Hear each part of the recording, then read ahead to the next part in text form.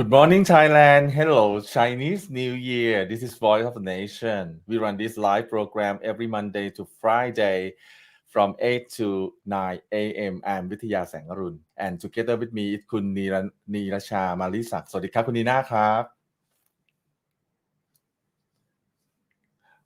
คุณนีน่า cannot hear you สวัสดีค่ะ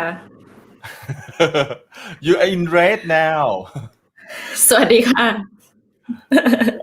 Good morning ค่ะ Happy Chinese New Year ค่ะคุณวิทยาครับสวัสดีครับก็to watch Voice of the Nation previous episodes please visit our YouTube channel at The Nation Thailand and on Facebook page just search the words The Nation Thailand.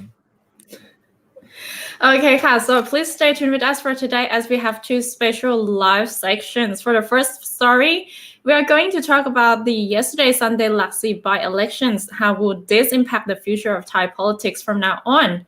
And for this section, we have invited three honorable guests. The first one is Professor Dr. Griengsak Charoenwongsak, Chairman of the Nation Building Institute.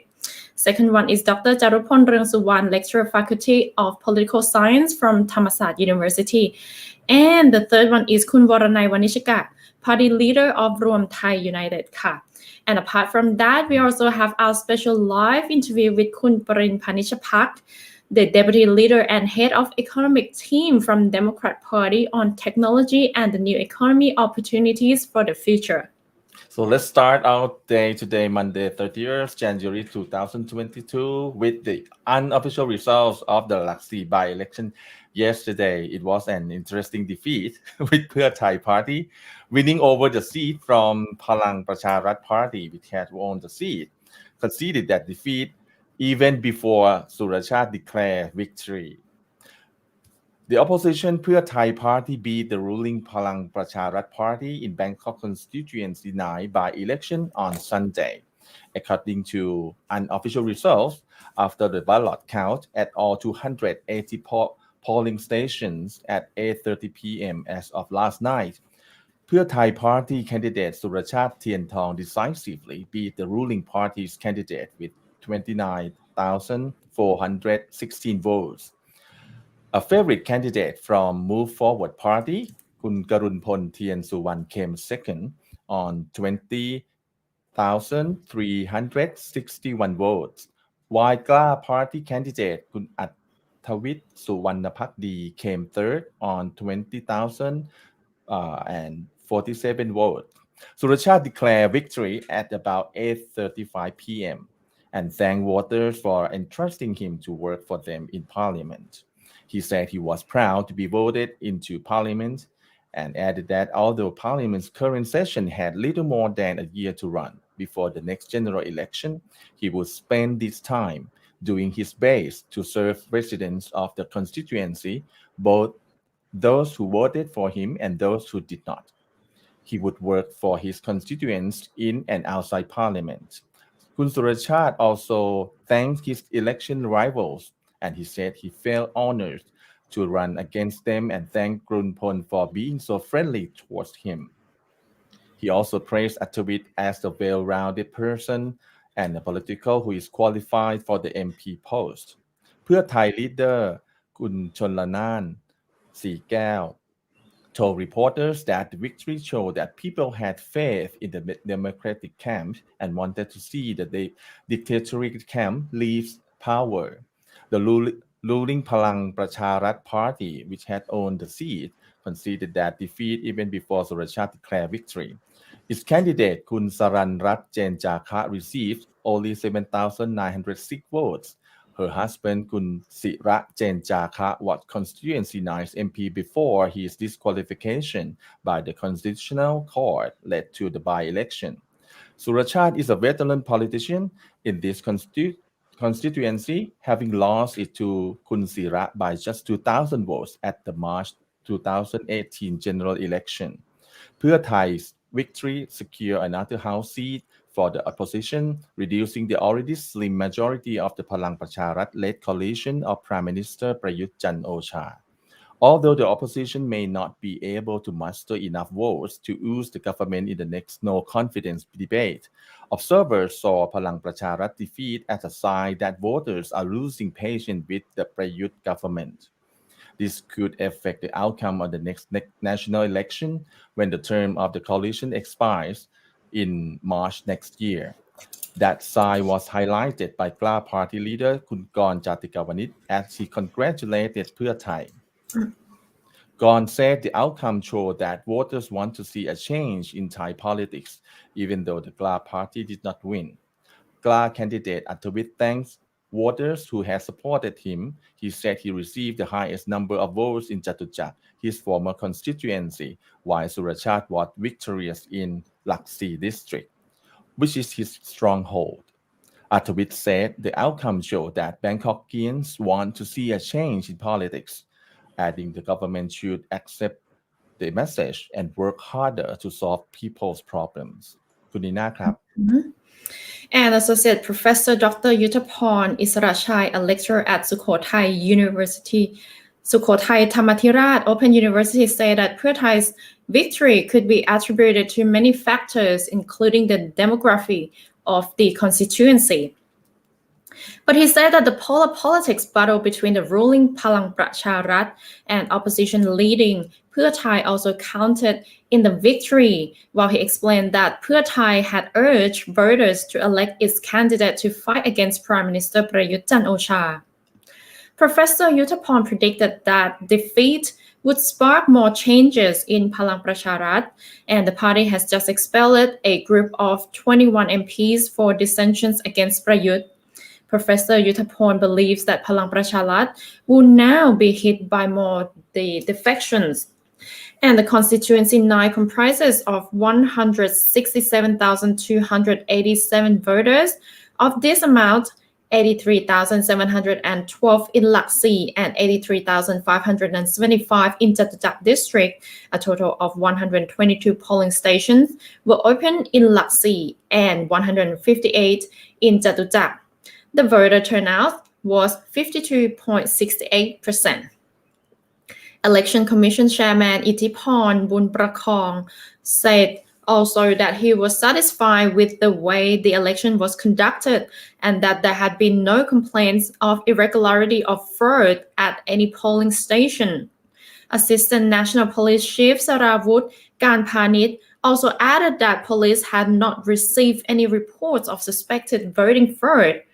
And yesterday during the day, the Tung Song Hong police station received a complaint about a political party that a community leader had barred it from campaigning in the community, in which the complaint would be investigated and the results reported to the election commissions. And now let's hear from our 3 honorable guests about these results of the Chatuchak Laksi by-elections.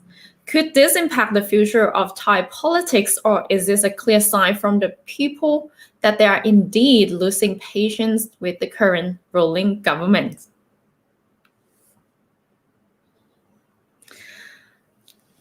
Let's hear next card.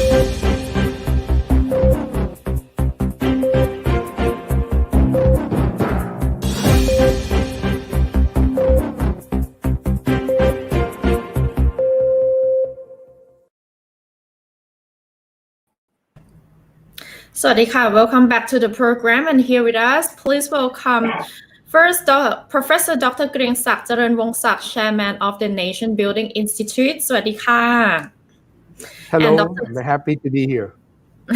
สวัสดีค่ะ And the second, Dr. จารุพล เรืองสุวรรณ Lecturer Faculty of Political Science ธรรมศาสตร์ University สวัสดีค่ะ Good morning สวัสดีครับ สวัสดีค่ะ And the third one is คุณวรนัยวณิชกะ Party Leader of รวมไทย United Party สวัสดีค่ะคุณวรนัยค่ะ สวัสดีทุกท่านครับ How are you? Everyone got to wake up early for us คุณปีน่า Yes, need special bonus. Well, first of all, thank you for all of you for being here. So basically, all of you watched the results of the by-elections, the unofficial results by-election yesterday. So my first question is, I would like to ask Varanai first, what's the result of this by-election as you expected? It is, first of all, Kun Surachat won, right? And Kun Surachat was always going to win. After all, Laxi is his district. He has won here before. And even when he didn't win in the last election, he worked the district and walked the district for over 10 years. So he has a strong connection with the local people. So him winning is not a surprise. As for the Move Forward Party, it's very difficult to say whether or not it's a surprise because Move Forward is not future forward. But at the same time, Move Forward is future forward. So it's difficult to ascertain the difference. But at the same time, I think the signal of the very good performance by Kun Petkarun is that while there are not many protests in the streets anymore, the protesters are making their voice heard in the ballot boxes because Kun Petkarun has been on the stages before making speeches. And Laxi Jatuchak is different today from, let's say, 3 years ago. There are more condominiums, there are more new generation people living there. And the past 3 years, we have to admit, Thailand has changed a lot in the past 3 years with the protests, the political struggles, the cultural revolution, shall we say. So this is a very good result for Move Forward Party. Some may say it's a surprise, some may say it's not. To me, it's not because Kun Attawit worked in the Jatuchak district. He has won there before twice.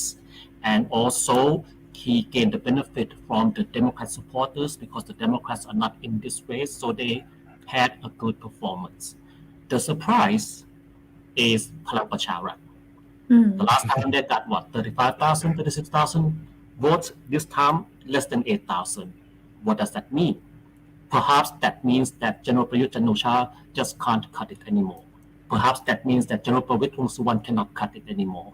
But definitely it means that Kun Sirat Janchaka cannot cut it anymore. So Palang Pracharat and General Prayut have to go back into the war room and figure out a different strategy. And definitely this would lead to further shake up within the Palang Pracharat party itself. Having said that, this is only one district. If we remember the by-election in Songkhla and Chumpon, the Democrat won. Why did they win? They won on two campaign policies, the half and halfคนละครึ่ง and also they championed General Prayut Chan-o-cha. So if we put everything in one package, local issues are important, but at the same time, Thailand is where it is today. The deciding factor is and will be whether or not we move forward with democracy or we stay with the Prayut regime, which is dictatorship in disguise, with the 250 senators. In the south, Chumpon and Songkhla, the people made their voice heard. They want things the way it is. Yesterday, last night, Jatuchak Laxi, the people have made their voice heard. They want something different. And I'll leave it at that for now. โอเคขอบคุณครับครับคุณโก้วรนัยครับอาจารย์จารุพลครับ What are the factors for เพื่อไทย Party's victory last night? What do you think? I would say, first of all, political mood. Second of all, public sentiment. And the political campaign, the candidate himself, and also the help from the incumbents. So first of all, I think at the moment the political mood now has swung to the opposition party, as people are getting bored of the current government. So many things happened in the past 3 years, and people tend to show their sickness about that. So it leads to the public sentiment, which is I said before that Bangkok is really swing. It depends a lot on public sentiment. So this time it shows us again that whoever can grab the public sentiments better, that one would win the election in Bangkok. The political campaign is, I would have to say, very good. They can use the social media very well, and also the candidate himself that Kun Go has mentioned before, that he's working hard and touching the people every single day. And the last factor that I think is the help from the incumbent. To elaborate, the incumbent power is like two sides of a coin.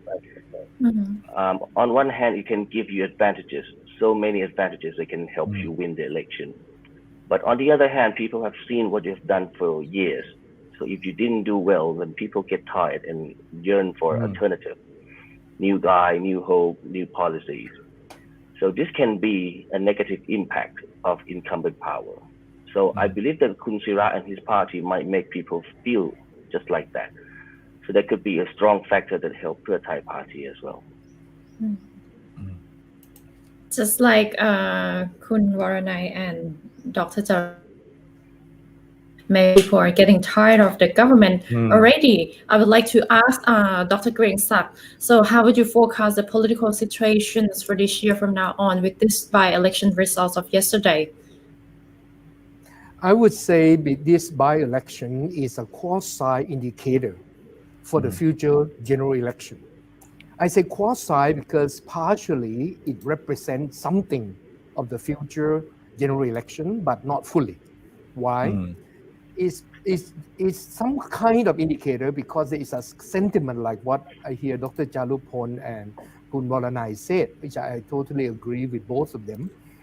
I think this election is Bangkok, and Bangkok is a situation where it's volatile in election sentiment that can change very quickly. But this constituency is a combination of Laksi, which is different from Chatuchak. I used to be in politics. I used to campaign for some of our MPs in the whole Bangkok. And I have visited all the different constituencies in Bangkok. You can see that Laksi is far more what I call the wooden house area, far more than what I call the fence house area. The fence house are the middle income and the higher income group, but the wooden house are the lower income group. Of course, there's another type which I call cement house, which is all the various office next to the main road, which is the cement house. So whenever you have a huge number of wooden house, you have a key factors in winning by constant being there to be seen by the people who are gathering together in the urban village, I call. And by that way, you have to visit their funerals, you have to visit the marriage ceremony of their kids, you have to be there constantly, seeing that you're doing something for the low-income people. And because Laksi is that type of constituency far more than the fence house, therefore you see that Surachart has an advantage because he's constantly there for the last 1.5 decades. And he is the son of a veteran politician, Sanot Tien Tong. So they understand how to do the electioneering with the rural people. But the urban people who are living in the wooden house are semi-rural in that sense of sentiment and culture, politically. And therefore, Surachart has advantage over the others. My analysis would be that Surachart won because he has been seen there, and also he also young, and therefore he has a lot of young people, the first time election voter who voted him not as much as Move Forward Party, but come second. is expected that way. But with Chatuchak is more fence house. You can see why Atavit won. Atavit was there as MPs in that region. Therefore, he has advantage there because his constant work in the past, although he have left the region for too long, but he still can call back some of his people, canvassers who were there in the region. So my analysis is that Surachat won because of his constant work, and it's a type of wooden house which dominate. And the second reason in the electioneering is that if the voter don't come out in full, you see 52% of the people came out. That means the middle income people don't come out to vote. This is usual for Bangkok. And therefore, the disadvantage will go to Atavit and to the Future Forward. Of course, the Future Forward Party, which is a Move Forward, they call it, I think, Move Forward Party, is a party that has major segment of population that's supporting them by political sentiment, which is the young people, the first time voter. And therefore, their vote is to be expected, but it's not sufficient to win. Not sufficient. You look at the demographics, they are the future. If they continue this way, they'll move forward, but they cannot win because there's other types of people in the demographies in that area. Therefore, it's not possible. My analysis would be, this is why the result, as is shown as expected, Surachat won in a very substantial way. And look at the people behind Surachat. Surawong, which is his brother, right? And look at Jen. Jen was the real name. Puang Pet Chun Laiyet, I saw in the picture, who's standing next to Surawong. And also, the beautiful little lady there, Jen. And look, she is the godmother of the region of Laxi area, right? She has a lot of things doing there for years. She's a veteran, in a way, quote unquote, politician. You look at all this machinery and the sentiment of the people in that region is always been Pheu Thai orientation. It's the area where Sudarat, Gerurapan dominated in the past, and her people. And Surachat is one of Sudarat's good team members. And therefore, you can see why the whole voting pattern came out that way. For in politics, there's a lot of setup votes, as well as the vote that come with the current issue. I would say there's a combination of all this. So in my opinion, not as academic alone, but as past politician, I noticed that this is the reason why Surachat won. He has a large number also for young people voter, and also the wooden house mainly. And that bring up the number when you do the mathematical calculation for election for this constituency, but the by-election, you can see clearly why. Of course, Atavit lose the edge. It's clear because he doesn't belong to a main party. He set up a new party. He's the main person together with Gon in the new party, Pakla. And therefore, it's still new. There's no machinery. Fortunately, Democrat didn't run. Now, no matter what reason, they didn't run. But all the voter base transfer from Democrat to Atavit together with the Gopoposol, which I don't know what you call Lung Kamnan mob, come to Sakunti. Sakunti is a vice governor of Bangkok under Lung Kamnan's influence. And therefore, they transfer some votes over to Atavit because they have been a coalition in the future, I suspect. And because of that, you can see why Atavit number come that way. Well, of course, the number from the Move Forward is clear, constant number. No matter who you send into the constituency, you will get that number roughly because it's not the personal votes that come from Kun Karun, right? Keng Karun, is it? Karun Pon. Right. Karun Pon. But it's the vote that come from the Move Forward Party that has a constant base across Bangkok, everywhere. Therefore, the future, in my opinion, and analyzing this by-election, is a quasi predictor. But also, there is other region, the inner Bangkok. The inner Bangkok are far more cement house. plus fence house. And that would go to the opposition or move forward and of Pheu Thai.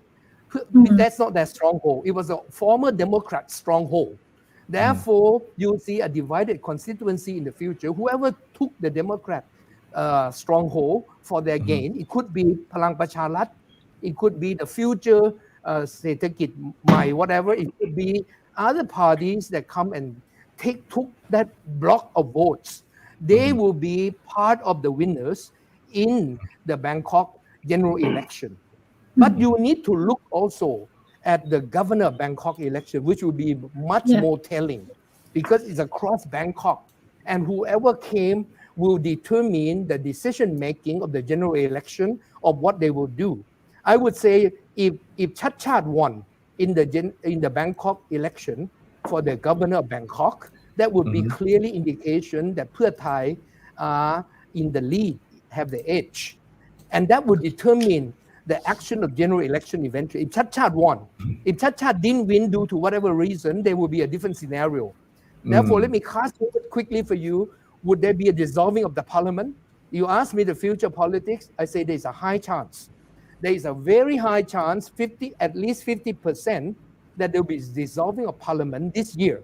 And there will be 3 periods that Prayut could dissolve.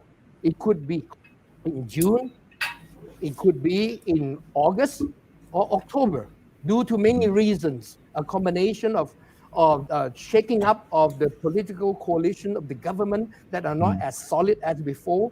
But if they behind the door can collude and agree together, if Kun Thammanat and General Prawit can collude together with General Prayut behind the scene properly, those separate parties, but still working together as a coalition of the government and work well with able to coordinate the sentiment of other parties, Phum Chai Thai, Democrat, and others, usual people on their side, to come together. Maybe General Prayut would not dissolve the parliament if he knows that if the election comes, which is coming soon, he will win for sure in the year after. He may not dissolve the parliament, he'll drag on. But he'll face another issue, the constitutional court issue, which clearly there's precedent set in interpretation already with the issue of Rathamantri, the Minister Don, Paramat Vinay, which if you consistently decide based on the same ground rules, General Prayut would have to leave office after 8 years of prime ministership. And therefore, he will have to leave this year around August, probably. And therefore, if he knows that he's leaving, he better dissolve the parliament quickly before he leaves. And if he knows for sure that he can't tamper with the system and able to stay on with some kind of special interpretation that come from constitutional court, which could be. But if he thinks he can't do it, he should dissolve the parliament to gain the advantage while he can, while he's incumbent. And he would be able to pass on the mantle to the new prime minister that agreed together by him and General Pravit, who should be the new prime minister in their camp. I would say that's a prediction, but let me give you quickly, paint you another scenario. There could be a coup d'etat coming. There could be a coup d'etat coming, provided that if there is no chance, even to win the general election, even after dissolving parliament, even leaving office, and they could have no chance to be able to come back. I suspect, I'm not saying who caused the coup d'etat, I'm not accusing anybody. I'm just telling you that is a chance. There is some 50% chance we could see a coup d'etat coming again. And it's easy to find reasonable justification for coup d'etat. Everything is already written on the wall for those reasons to have a coup d'etat that may be coming. Depends on the agreement of all the power that be in the many different sectors, especially the powerful business tycoons. Okay. If the finance flow to whoever and decided that it is the best interest to really stabilize the economy and the country, by having a coup and the money doesn't run towards the usual political engineering, maybe you may see something happen. Of course, there's other parties, other involvement of factors of people that matter in decision for coup making. I would suspect we need to be careful and we have to prepare for every situation at hand. โอเคค่ะอาจารย์ค่ะI would like to ask คุณวรนัย about this. What do you think about this by-election results and the future of the Thai politics? Well, when we analyze politics, we tend to use rationality, and we tend to assume that political actor would act rationally. That's a mistake. I would recommend that we would assume that political actor acts on three things. First, greed for power. Second, self-interest. Third, delusion of self-grandeur. All of which are the characteristic of General Prayut Chan-o-cha. Otherwise, if we act rationally, there would not have been a coup d'etat in the first place. If we act rationally, we would not have to wait 5 years for an election and have to face Bat Kayom, Bat Kayeng, Bat Kayao, Bat Kayam, Bat Kayi, and then 2 months later find out the result with 10 Sao Bat Say fractional MPs pop up. So what we can assume, not assume, what we can conclude by the facts of what has been happening over the past 5 years and 7 years is that General Prayut will do whatever it takes to remain in power. Now, rationally, we may assume, we may wish for him to dissolve the parliament in the next month or in the next week. But we're not assuming rationality. We're assuming self-interest. And based in the past, we have evidence that General Prayut will not allow an election unless he's confident he can win an election. And that's why we're not expecting Bangkok governor election anytime soon. And that's why me personally, I'm not expecting him to dissolve the parliament for election anytime soon. Not until he can make sure that Palang Pracharat can get its act together, Sethakit Thai fill in the gap, or the other political parties agree that they, even if they don't propose him as a prime minister candidate, but at least after the election, they will raise their hands for him as the prime minister. So once he is certain of all of that, then and only then we can have an election. However, all of that can be thrown into the garbage bin if behind the door they decided perhaps there needs to be a new brand ambassador. That's not General Prayut. There needs to be a shake-up. There needs to be a different direction. But as long as General Prayut, there will never be an election until he feels he's ready. So what does that mean for the people of Thailand? I can make one simple recommendation. Of all the old political parties, of all the new political parties, one question you have to ask yourself: which political party will push for democracy? Which political party exists simply to negotiate for ministerial positions with General Prayut following the next election? And ask yourself, what do you want? Do you want to march forward into democracy, however flawed it may be, or do you want exactly the same as the past 3 years and the past 7 years? And that includes whatever the course decision may be about the 8 years term of General Prayut. The decision will be whatever the top people want it to be. So just make it very simple. These are the facts. And always assume that people, political actors, act in self-interest, delusion of self-grandeur, and greed for power. I'll leave What it. about That was dramatic enough, wasn't it? Thank you very much. What about you, Dr. Cha? How do you see the political situation of this year? I believe after this, the political situation will get heated up, and anything can happen now and in the future, in the soon future as well. As we can see that the number of the MPs on two sides are very close, and so in Parliament, it is very competitive. So anything could happen, and it is now getting more obvious about the conflicts between the two generals. So if we look at the campaign for this by-election, we could see some pretty interesting moves, especially on the right wing. First of all, the Thai Pakdi Party, they claim to be the Prime Minister's guardian. And also Dr. Rien Thong, who is the main supporter of the party, also said that Palang Pracharat Party is not sincere to the Prime Minister. So they campaigned that if they won, they would definitely support General Prayut in the parliament. And also same as Kla Party, that they said clearly this time that they will support the Prime Minister in the parliament. The question is if everything is fine, why these right-wing parties try to campaign about supporting the Prime Minister, which could actually cause a negative result if all the right-wing parties have no problem at all. So this move can be a signal to the Prime Minister to gain support from the Prime Minister himself and also the fan club of the General Prayut. And again, yesterday after the announcement, after the announcement of the unofficial result, Captain Thammanat came out and posted on his Facebook, the enemy of my enemy is my friend. So, and he seems to talk democratically. So these are all interesting and might be an implication of the conflict.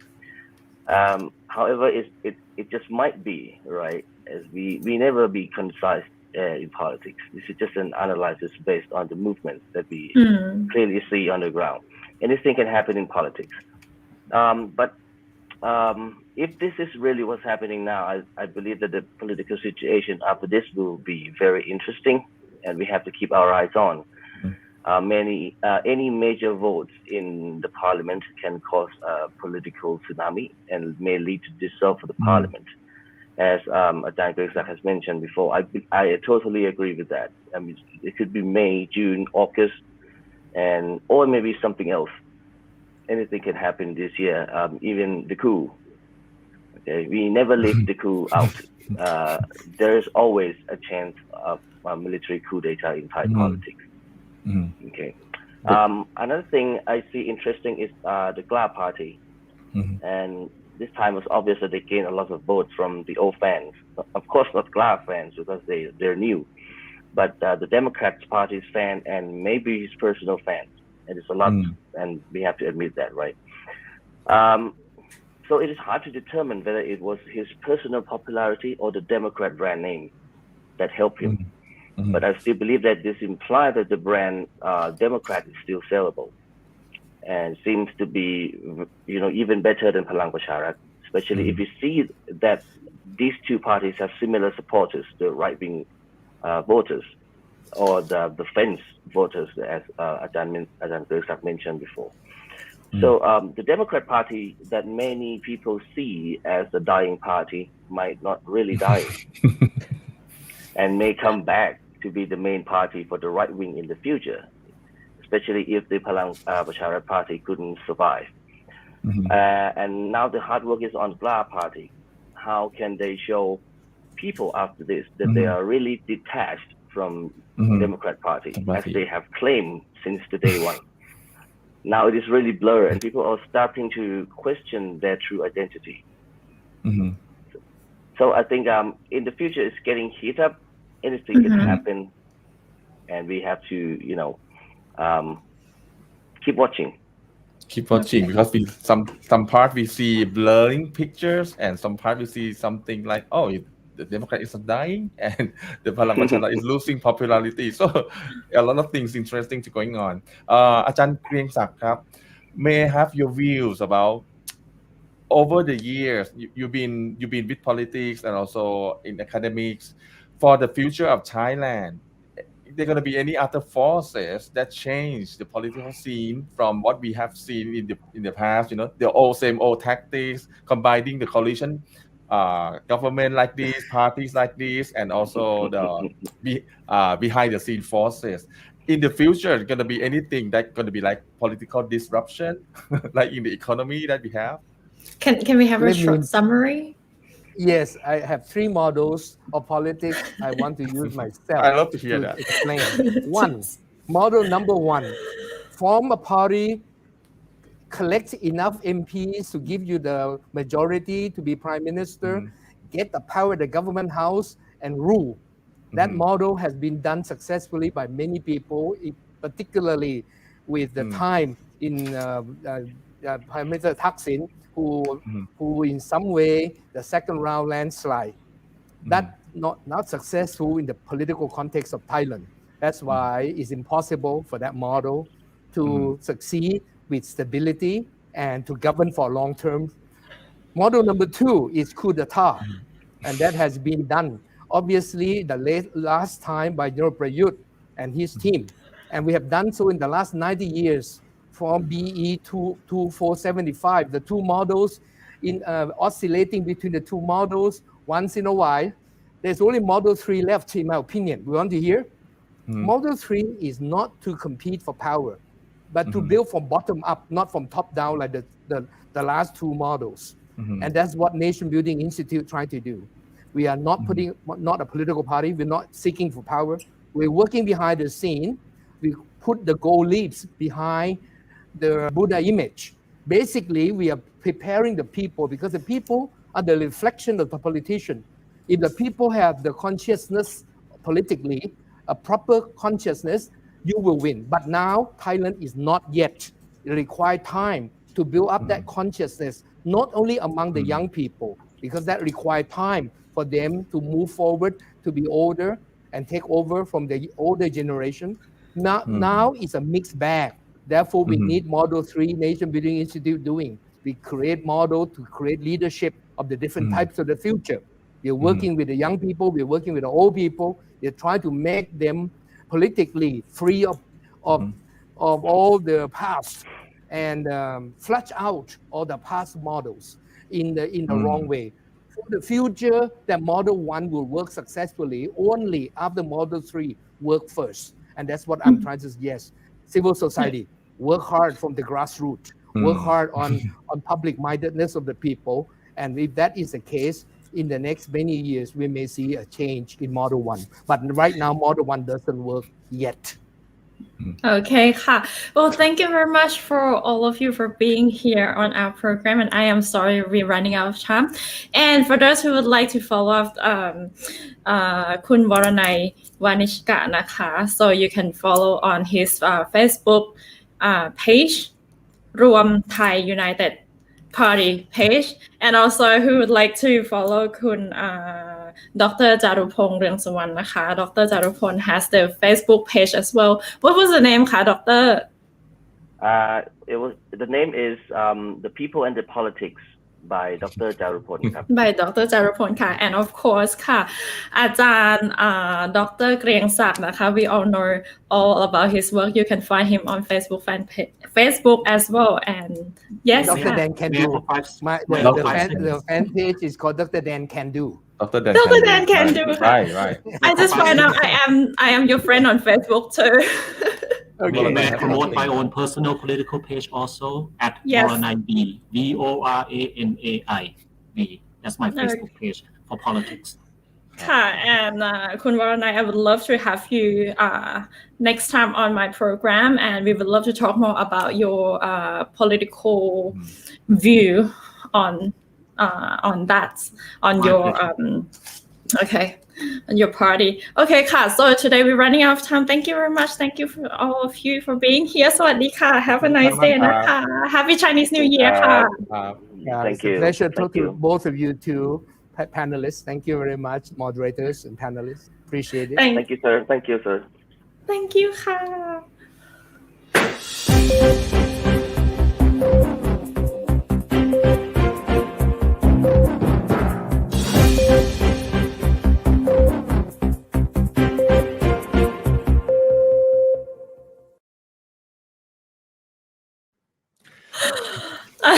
We have more time. I enjoy their comments and analysis.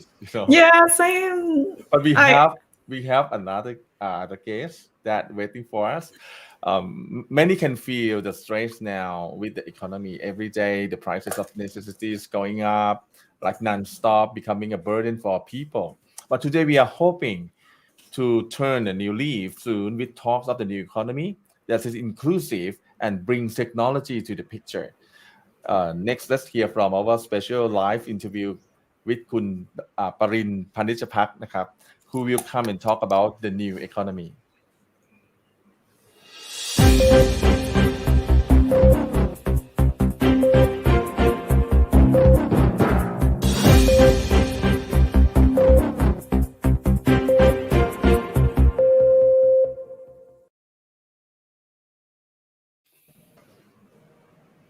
Sawadee and welcome back to Voice of the Nation นะคะ So for our guest today I would like to welcome คุณปริน พานิชภักดิ์ Deputy Leader and Head of Economic Team from Democrat Party who come and talk with us about the technology and the new economy and I would like to know what is the new economy คะคุณปริน สวัสดีครับ สวัสดีค่ะ Thank you for having me on your show this morning. And new economy is something that actually some people may say is not so new, but it is new in the sense that it is an economy that is growing using technology, innovation, creativeness in order to drive the growth. Some people can call it the value-add economy.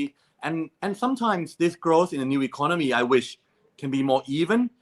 I hope that we can use new technology, the creativeness to bring about a more equitable society, ones that would provide equal opportunities, especially the access to education, access to jobs, access to clean air, access to the quality of wealth and quality growth that sometimes the old economy is lacking, because in the old economy, people often cares about just making profit, all of the numbers and the bottom line, the GDP numbers, and they're ignoring the quality of growth that is so important in the world we are living in today.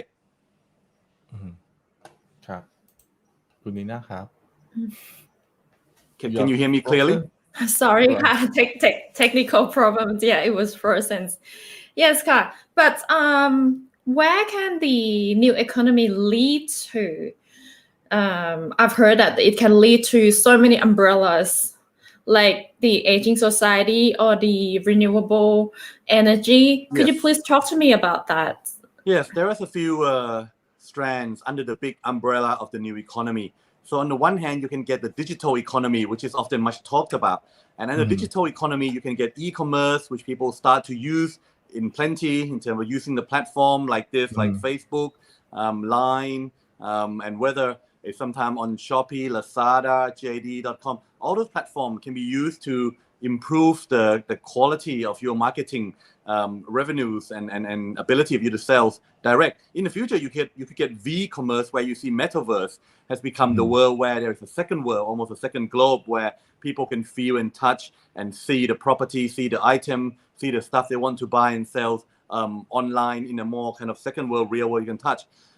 In the digital world, you can also get other technology like artificial intelligence, AI, you can get the blockchain, you can get quantum computing.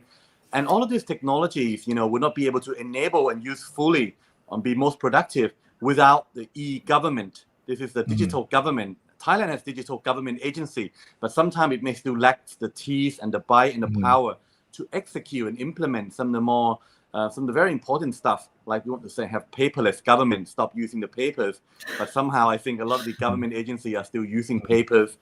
We want to see a more transparent government procurement, and we should use blockchain for that. But somehow we're not seeing a transparent government procurement procedure yet. Or even using new technology in blockchain to bring about a more fair and free access to capital, like startups and SMEs. They cannot access to good and cheap capital.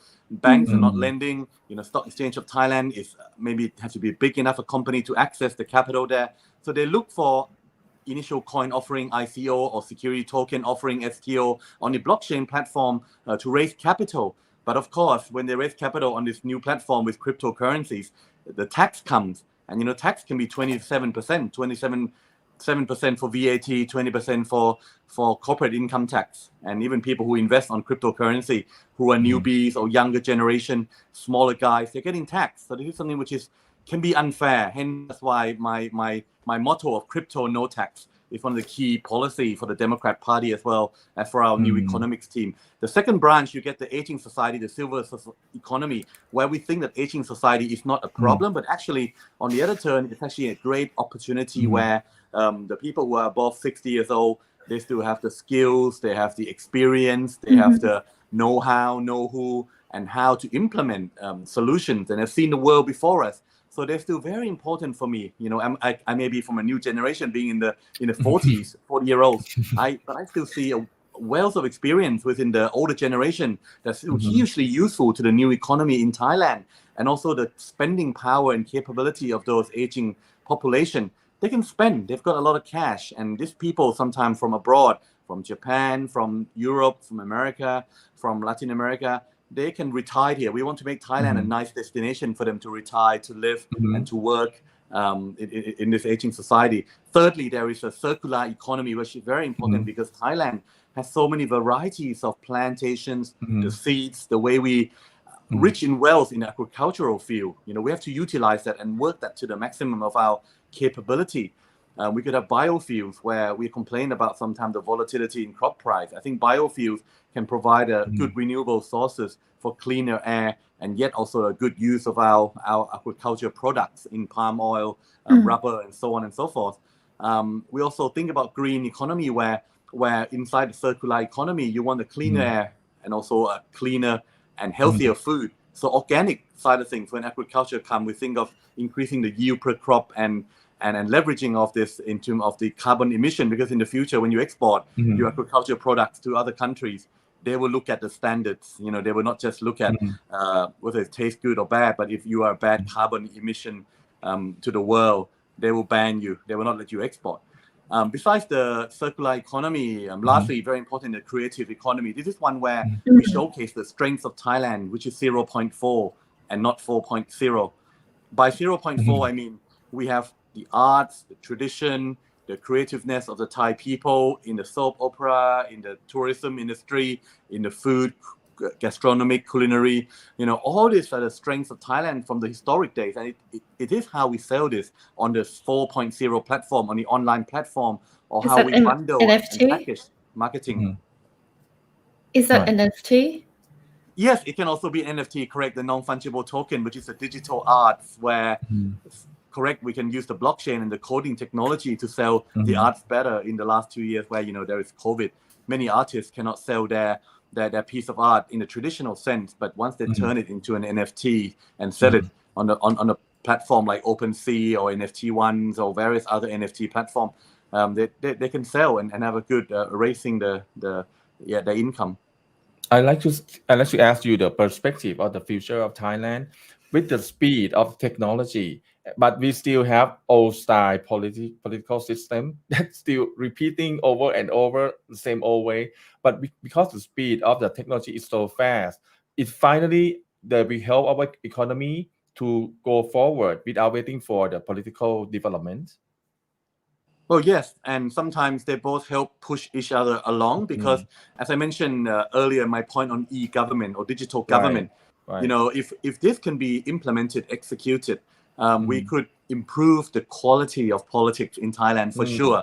Because one of the key sometimes that people complain about Thai politics is that it's pork and barrels politics, which means that you just want to win the election to go in there and return the favors to the powers that be or someone who helped you get elected or your big fundraiser or someone who back you. Now, if the government procurement is more transparent and you use the blockchain, the technology that is already out there and has been used for the last 10 and 15 years, Singapore as a country has used blockchain in their government procurement, and this has cut costs.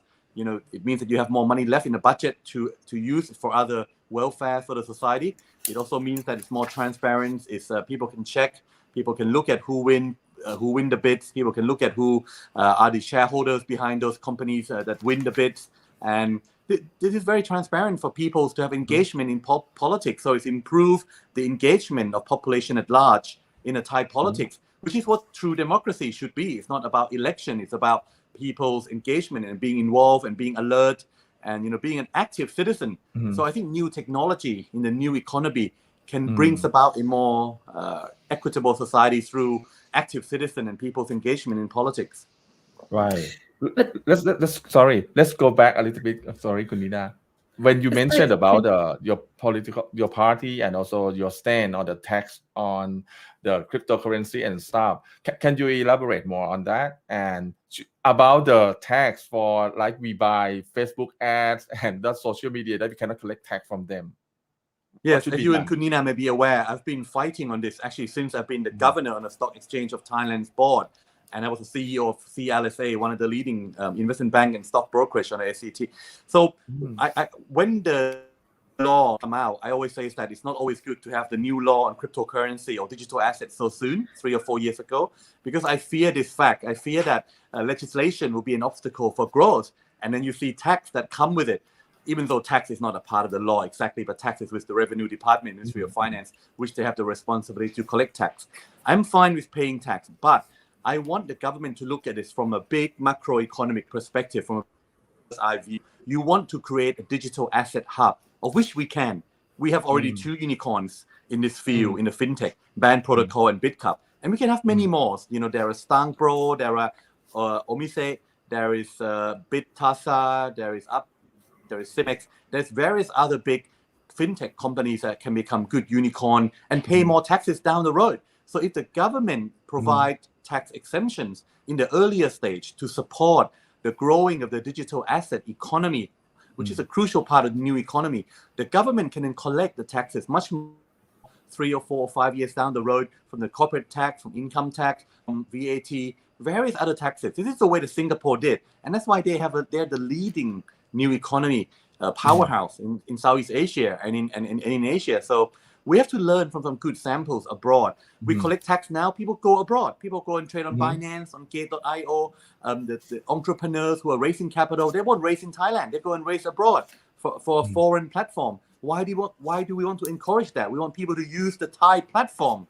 So for me, my key policy on crypto no tax is to bring about a more equitable society, to bring about a society that starts up SME, can raise capital and compete with the bigger guys. Also, the issue on VAT. At the moment, they think that crypto is a product, is a service. It's not, so you have to pay VAT, 7%, which again is unfair because who sell crypto more than 1.8 million baht, you have to pay VAT on top of other stuff that you are paying already. And lastly, when you raise capital as an investment token, you see that as a revenue and again get taxed, which is not exempted, unlike the Stock Exchange of Thailand, which has been exempted from tax for the last 30 odd years. So I need to see a more free and fairer legislation here from the Ministry of Finance. And according to you, since you mentioned about so many opportunities and you mentioned about Singapore as well, do you think that how long does it take for Thailand to reach the Singapore level? Well, I say Singapore as, you know, they have some good example for us to beat and to follow and to look up to, but you know, I think Thailand can be better than Singapore actually in a whole holistic sense, because many people say the quality of life is good in Thailand and people want to come and live here and work here. That's why I mentioned the 0.4 as our strength. You know, Thai people are nice. We have empathy, we have compassion. You know, we enjoy life, we smile. You know, we see things in a positive light. Sometimes too much, but we laugh, we enjoy things, and you know. So I think we can use this and how we can adapt this to improve. The rule of law needs to be improved though, because having so many legislation, it doesn't mean that justice can be brought. You know, the more legislation there are, the more laws there are, often it brings more corruption and more inequality. So we have to see how we can cut and do regulatory guillotine to allow the creative economy, to allow the new economy to prosper first. We have to allow better competition, because at the moment, the smaller guys cannot compete with the big guys. The big monopolies, the big corporates gets ahead. You see during COVID, the big companies are fine. They're paying good dividend, they're growing. But the SME, the startups, and the smaller people in the grassroots economy are suffering. So how do we create a fairer competition background? This is where the GOCOR, which is the competitive competition agency committee, you know, which is now a kind of a fair kind of an independent organization. They have to execute more and have more teeth and more bites that they can bring about a more free and fair competition. And lastly, the mindsets of the leaders. We have to look at the qualitative KPI rather than just quantity of growth. So the quality of growth come with about the measurements of the quality of environment, for example, the PM 2.5, the equality of growth, the education side of things, the PISA index we are lacking. So we look at all these measures of how we can set about the KPIs rather than just focus on GDP, or sometimes profitability, bottom line. Okay, well, since we're running out of time today and we have only 15 minutes, really short, I would love to have you back to talk more about these opportunities, because we were discussing about this before, and there is much more complicated and much more opportunities to explore in this new economy. But thank you very much for being here, and I would love to have you back on our programs on this again, and I would love to discuss more with you for like half an hour. But for today ขอบคุณมากค่ะ ขอบคุณครับ สวัสดีค่ะ ขอบคุณครับ My pleasure. Thank you so much. ครับ สวัสดีครับ สวัสดีค่ะ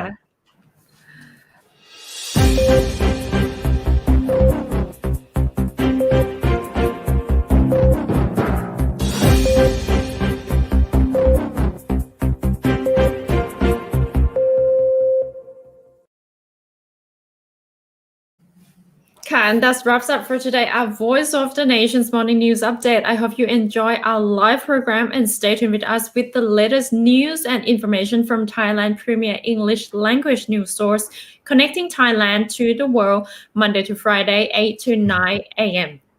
Right. Live streaming to our website, nationthailand.com, Facebook, and other social media platforms. Don't forget to click like and share. I'm Vithaya Sangarun. And I am Nina Nirasha Marisak. Have a great Monday. สวัสดีค่ะ สวัสดีครับ